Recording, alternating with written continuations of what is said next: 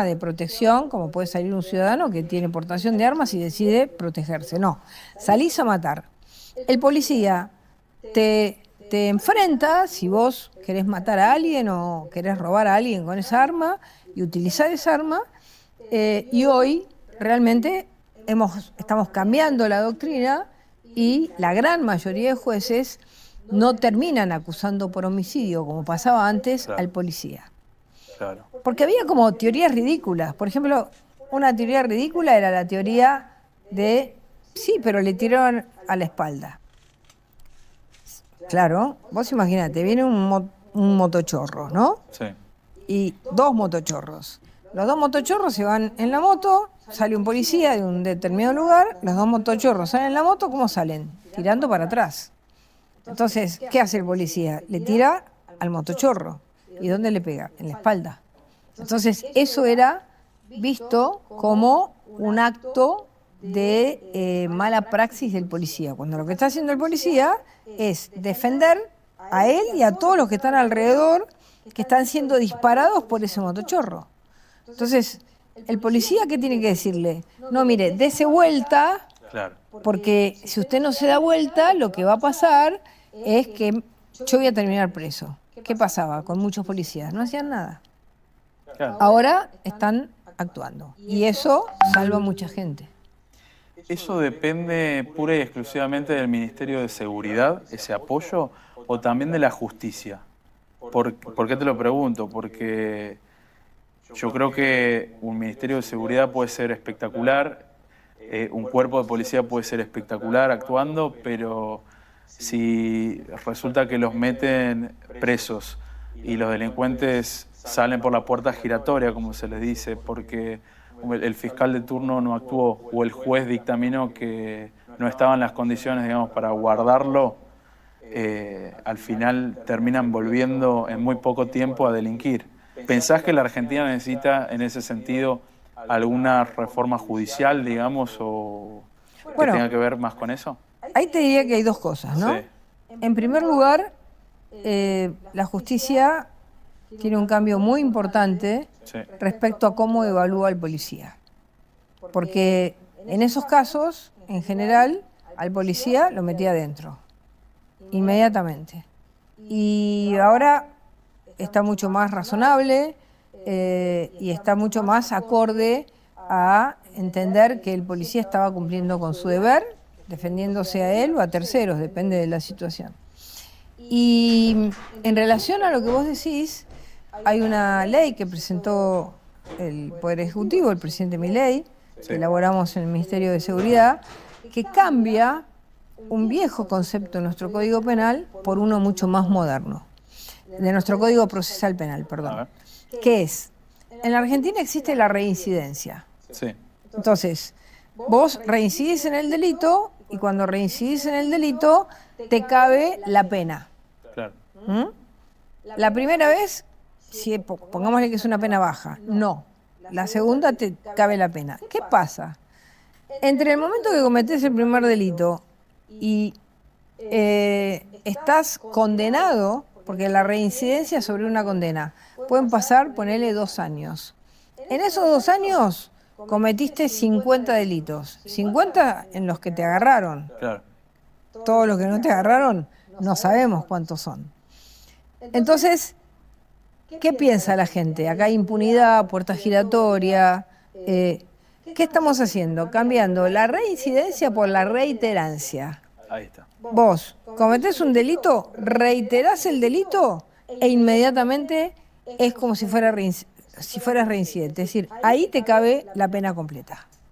Entonces cortás la puerta giratoria. Eso ya está, ya tiene, digamos, las comisiones en la Cámara de Diputados ya lo han sacado favorable, así que arranca en marzo el Congreso, si no hay extraordinarias, que por ahora no, arranca en marzo el Congreso y eso tiene que estar vigente porque eso es fundamental para, digamos, como herramienta para que la gente vea, no diga, el delincuente que conozco sigue en su casa y yo me tengo que encerrar. Aparte también funciona como un desincentivo para la fuerza, ¿no? Total, total, porque la Meterlo en fuerza cana y a los 2 días volver a tener que meterlo en cana. al mismo, Al mismo. totalmente. ¿Qué pensás sobre la baja de la edad para la imputabilidad en la Argentina? Bueno, es fundamental. También presentamos un proyecto, el Ejecutivo, lo hicimos junto con el Ministerio de Justicia, Sí. firmado por el Presidente de la Nación. Hicimos 13 años, nos piden 14, pero nosotros creemos que hoy los 13 años es la edad donde nosotros vemos que hay poco delito, pero empieza a haber, digamos, más delito de lo que había antes. Claro. También esta ley tiene una cosa muy importante, que es que si vos matás antes de los 13 años, no vas a ser imputable penalmente, pero vas a ser imputable por mecanismos digamos, que te den un tratamiento especial. Porque no puede ser que un chico de 12 años mate y al otro día vuelva a su casa como si nada. Porque inclusive, desde la perspectiva psicológica de ese chico tiene dos posibilidades. O se deprime totalmente después de haber matado a alguien, o piensa que matar es normal y va a seguir matando. Entonces no podés dejarlo. Entonces este sistema tiene edad de imputabilidad a los 13 años.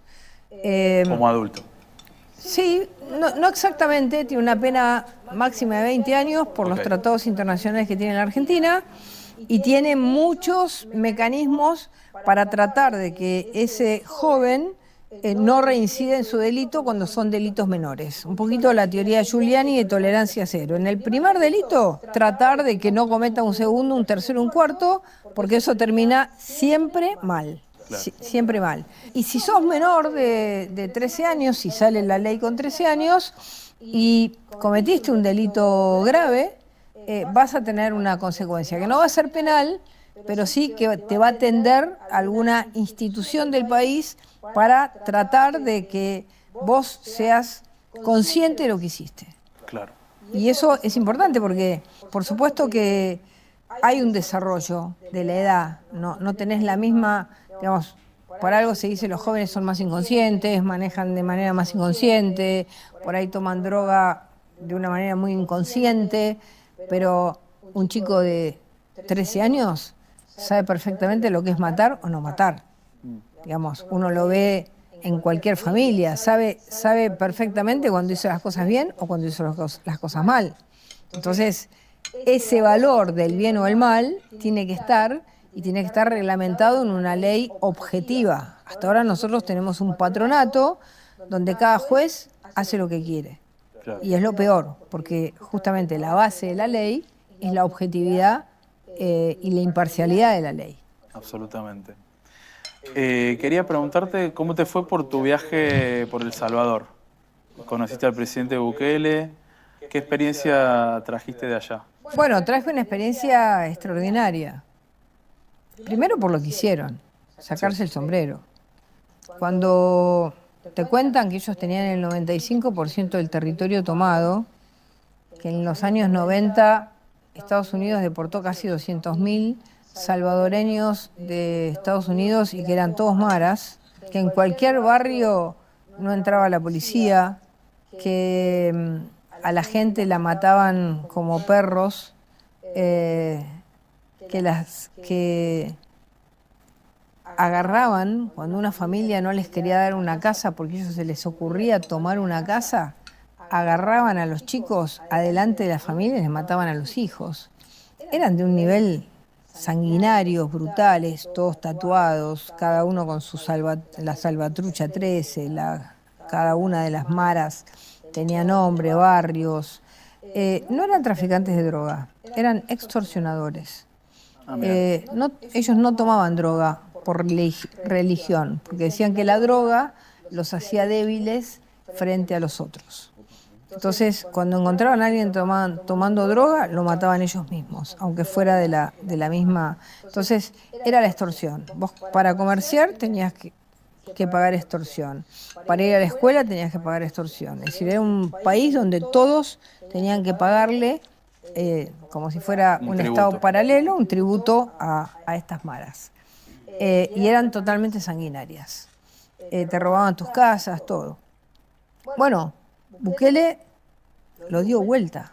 Empezó con algo que nosotros estamos también haciendo en la Argentina, que ya tenemos media sanción, la ley antimafias, una ley como la ley RICO de Estados Unidos, como la ley antimafias italiana, que es que vos no tomás el derecho penal individual. Vos no decís, es contra una persona, es contra una organización.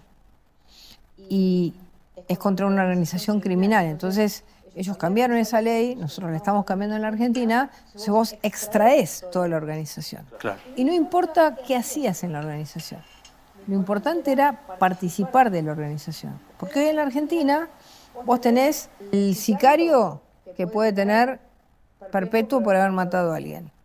Pero el que transportaba la droga, que hizo que el sicario actuara matando al competidor, ese le dan 2 años.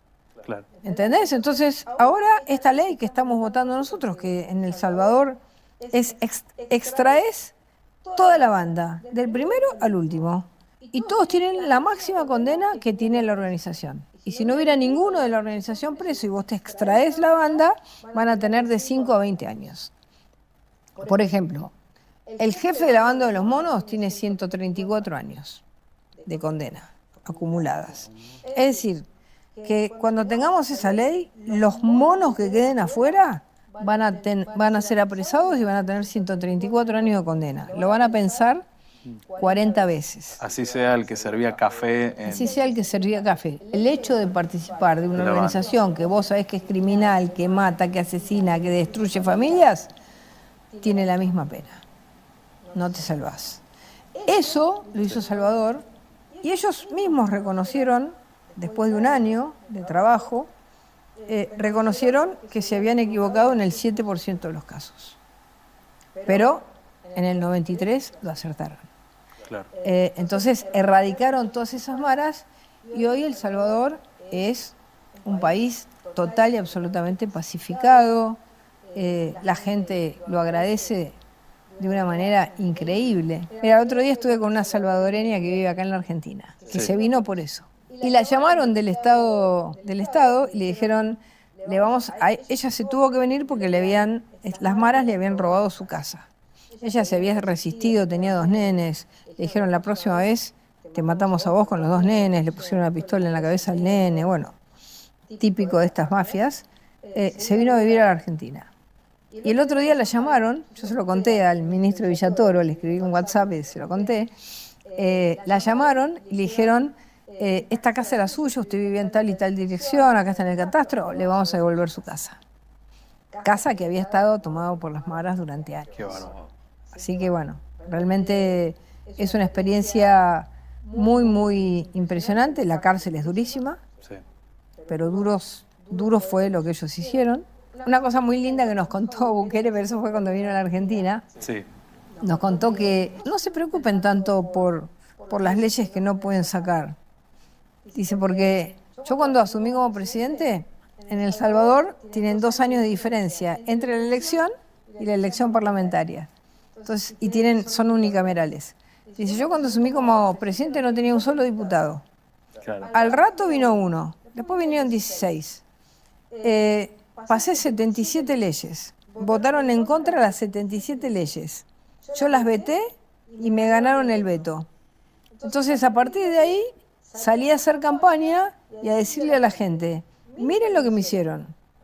No sé si usaba la palabra casta. Miren lo que me hicieron.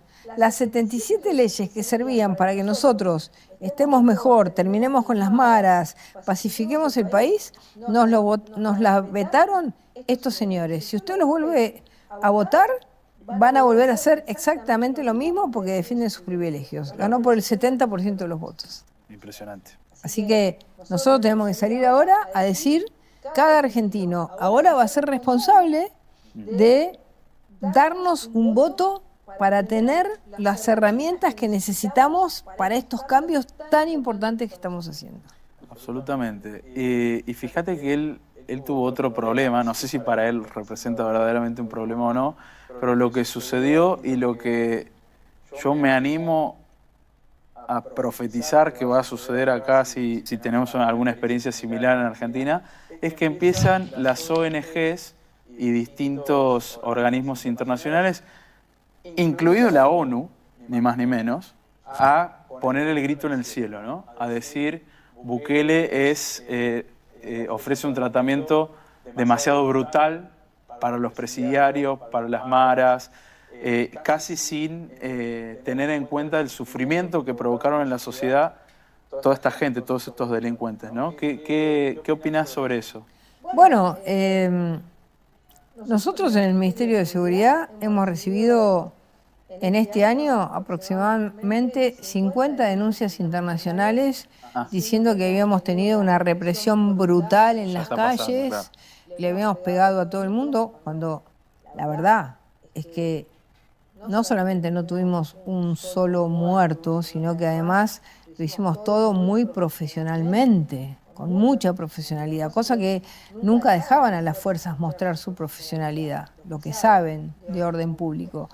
Ya tenemos como 50. No, Bukele nos contaba, Bukele fue, a ver, todo el mundo progre que copa todas esas, la Comisión Interamericana de Derechos Humanos, la Comisión de las Naciones, digamos, Transparency, un montón, todo contra Bukele. En vez de entender, a ver, estate contra la Mara. Y él mismo dijo... ¿Y qué es lo que votó la sociedad, además? No, pero además él mismo dijo... Yo ahora los tengo que agarrar a todos. Y él mismo reconoció que se equivocó en un 7% y los devolvió a la calle. Y no estuvieron más de un año. Entonces, el pueblo salvadoreño, ¿sabés qué hace con la Comisión Interamericana de Derechos Humanos? Bueno. Y ahora en la Argentina ha empezado un fenómeno interesante. A ver. Porque los únicos que iban a la Comisión Interamericana de Derechos Humanos era el CELS. Ahora se están presentando otras organizaciones, Usina de Justicia, Abogados en Acción, que tienen otra mirada, que dicen, no, señores, no es como dice el CELS, no ha habido represión. Es decir, el pueblo argentino estaba harto de los que le robaban a la gente, de los que nos tomaban las ciudades. Entonces, ha empezado a haber una rebelión contra estos relatores de las comisiones interamericanas de derechos humanos, que son individuos que ni siquiera son orgánicos, que tienen ese título y vienen acá. Ni siquiera fueron votados. Ni siquiera fueron votados. Y te hacen un reporte. Yo este año les contesté todos durísimo, ¿viste? No tienen ningún derecho a decir lo que están haciendo cuando la gente está feliz por lo que está pasando. Perdón, y permitime decirte más, antidemocráticos, porque justamente se oponen a la voluntad popular que eligió el pueblo. ¿Qué es esto lo que eligió el pueblo? Mira, el otro día escuché, me mandaron, no lo escuché, un reportaje que le hicieron un taxista de una radio que no nos quiere mucho. Ajá. Dicen, qué mal que le está pasando, ¿no? Y el taxista dice, no la estoy pasando mal. Bueno, pero ahora la bajada de bandera es tanto y cuesta viajar y la gente no tiene plata.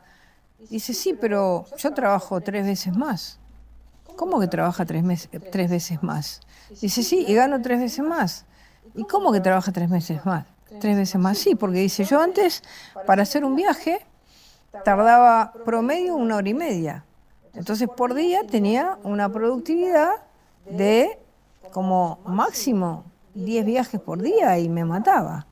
Ahora cada viaje dura 30 minutos porque puedo ir de Devoto al centro sin problemas, en media hora llego, voy de Soldati al centro, vuelvo del centro. Antes, entonces gané en productividad y gané en plata. Mirá la respuesta que le da, genial. Es la realidad que está viviendo la gente. Así es. Te noto muy contenta. Y bueno, pero porque te lo expresa de una manera tan clara, Sí. ¿no? Tan clara con lo que ganó. Y una persona que trabaja en la calle. Los negocios más emblemáticos de Avenida de Mayo, que estaba destruida, volvieron a abrir. Los 18 negocios emblemáticos de Avenida de Mayo volvieron a abrir todos. Qué bien. Entonces, estoy contenta, pero también pasó en el Chaco. Sí. También pasó en el puente Chipoleti-Neuquén. que es una zona reproductiva. Pasó en todos lados, no solamente pasó en Buenos Aires. Esto es lo que es La Vidriera, lo que más vemos, pero es el país. El país volvió a tener paz social. Absolutamente. Pato, te quería preguntar, seguramente lo que toda la audiencia de Carajo está esperando que te pregunte. Viva la libertad, carajo. ¿Cómo te llevas con la militancia libertaria, que hemos sido tan duros con vos en algunos momentos, sobre todo por el fragor, digamos, de las circunstancias de la campaña en el año 2023? Yo también me hago cargo, he sido muy duro con vos, pero después finalmente vino la famosa tabula rasa y vino lo que, en mi opinión, fue la foto que salvó a la Argentina, que fue la famosa foto del león con el pato abrazándose. ¿Cómo te llevas hoy en día con la militancia libertaria? Bueno, primero decirte que, a ver, yo tenía muy buena relación con Javier. Sí. Hasta en varias oportunidades pensamos en ir juntos. Y yo recuerdo que un día llego a una reunión de Juntos por el Cambio, que llegué tarde porque venía de un viaje, llego a esa reunión y estaban firmando un documento diciendo con Javier nunca nada en la vida. Estaba Larreta, Lustó, todos firmando el documento. Sí. Estaba Macri también.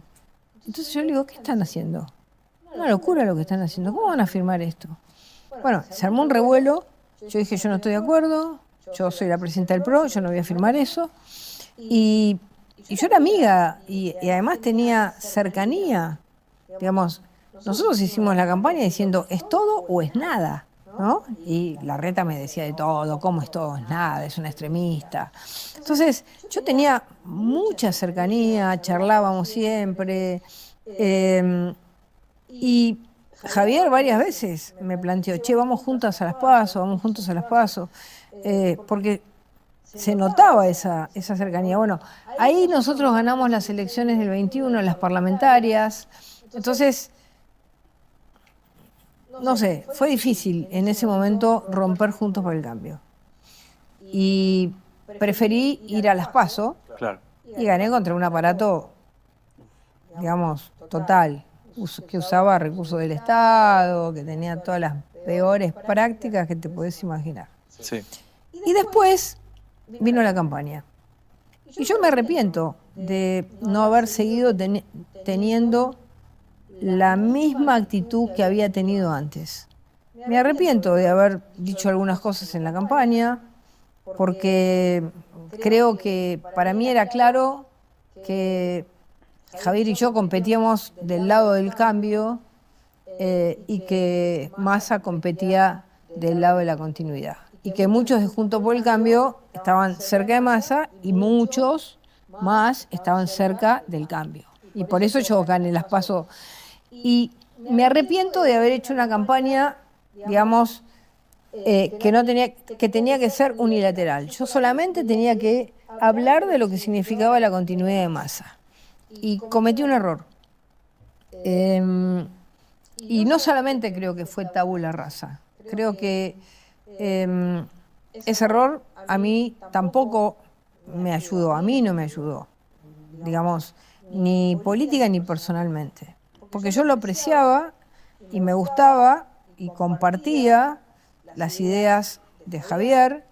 Él las expresaba de una manera muy, muy fuerte, quizás más que lo que yo las expresaba, pero nosotros también fuimos con cosas muy duras. ¿Es todo o es nada? Era una frase muy fuerte, ¿no? Y ahí, bueno, los actores de ambos lados, cuando ven que nos raspamos un poco, raspan más. Claro. Eso es normal. Así que yo sinceramente creo que, bueno, pero todo salió bien.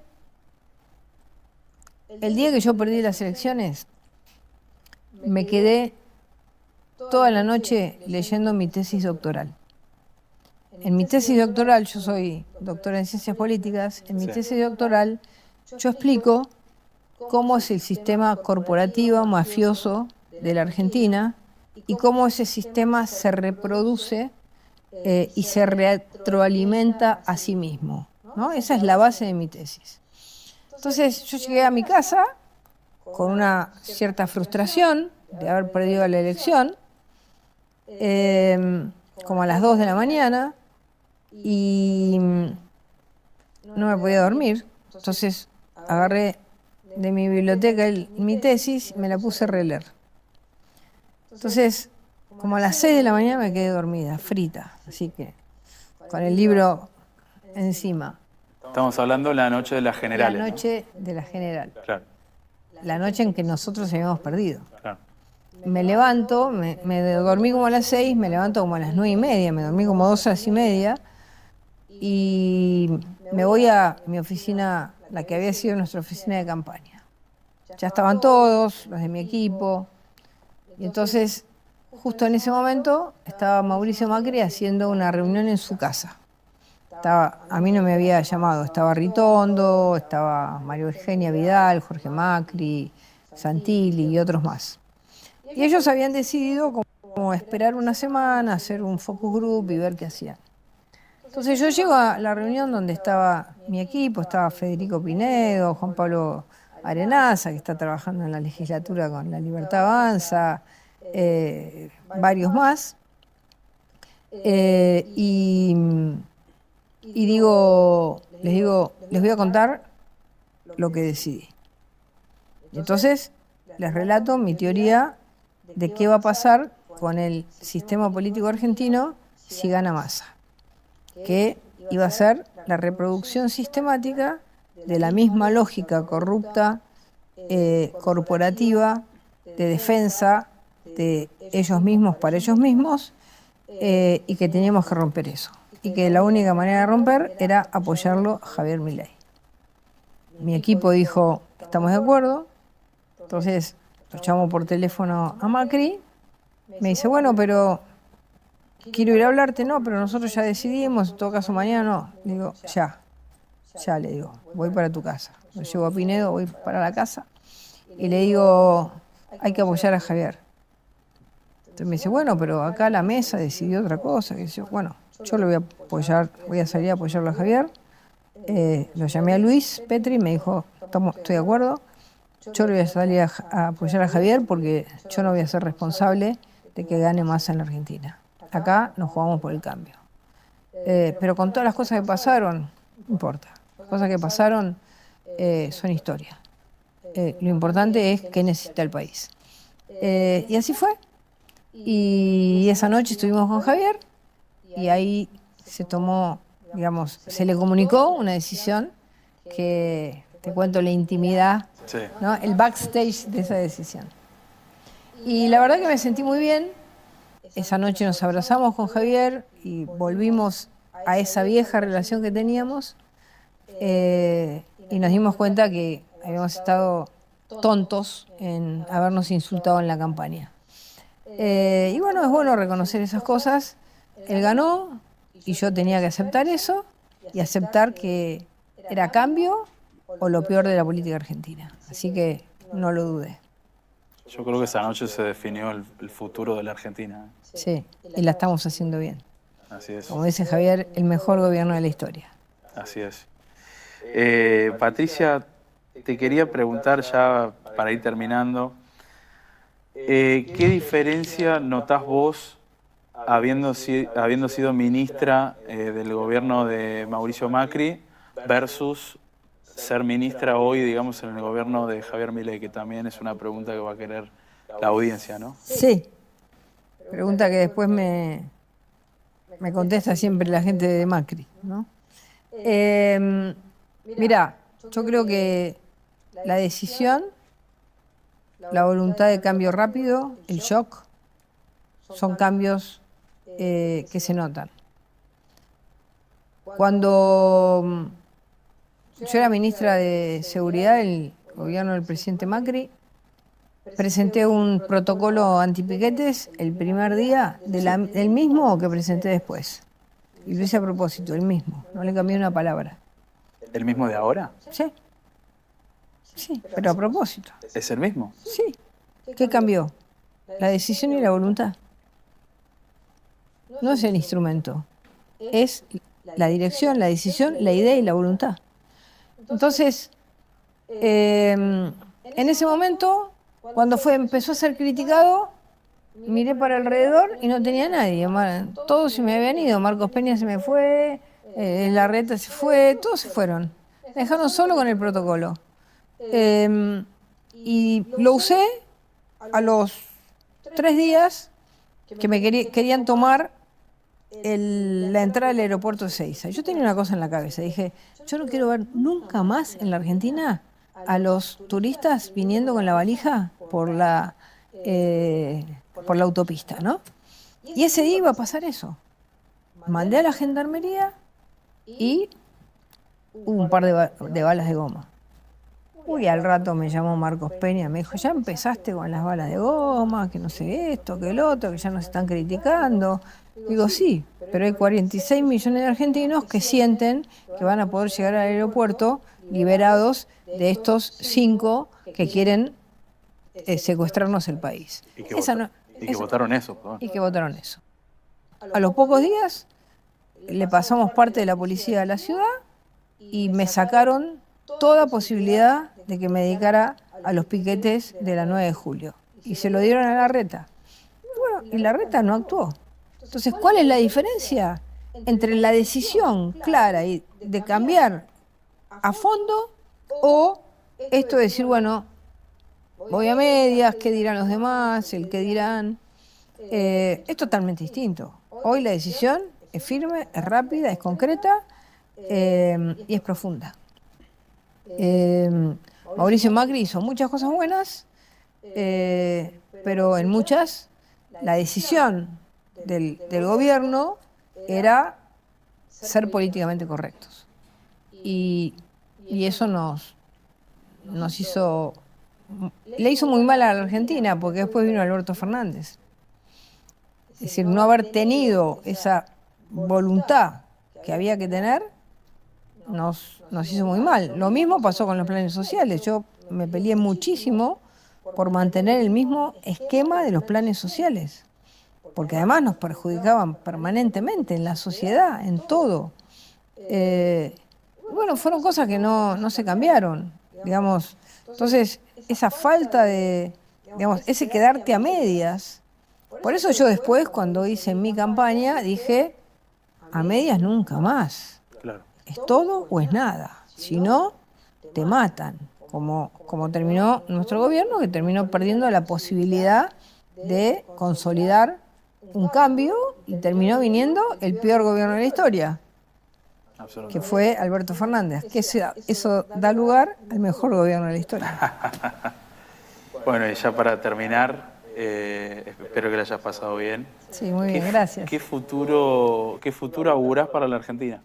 Mira, yo creo que la Argentina va a tener un gran futuro. Creo que hay una juventud que está queriendo cambiar las condiciones estructurales que la Argentina tenía. Los jóvenes no quieren trabajar en relación de dependencia, quieren ser independientes, quieren hacer sus propios proyectos. Eso significa para mí algo muy profundo, que es una Argentina de propietarios, una Argentina de emprendedores, de empresarios, una Argentina donde antes yo me acuerdo que por ahí alguien que terminaba la secundaria decía, bueno, yo me voy a ir a trabajar a un banco o a qué fábrica me presento. Siempre era, voy a trabajar a algo que hizo otro. Era un poco una cultura antiempresaria muy fuerte que había en la Argentina. Y me parece que ahora eso está cambiando. El otro día, inclusive, hablando con un dirigente sindical, me contaba eso. Me decía, tenemos un problema terrible porque vienen los trabajadores a trabajar y no quieren saber nada con tener relación de dependencia. Quieren ser libres, quieren tener su monotributo, quieren trabajar de otra manera.